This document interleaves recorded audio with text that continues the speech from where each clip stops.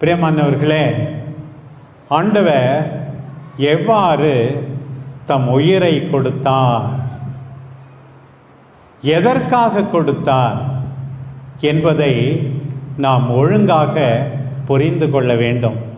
இன்றைய முதல் வாசகத்தில் துன்புறும் ஊழியனின் 4வது பாடல் அதை பற்றி அழகாக எடுத்து சொல்லுகிறது. பாருங்கள், நம் ஆண்டவர் துன்புற்றது எனக்காகவும் உங்கள் ஒவ்வொருவருக்காகவும்.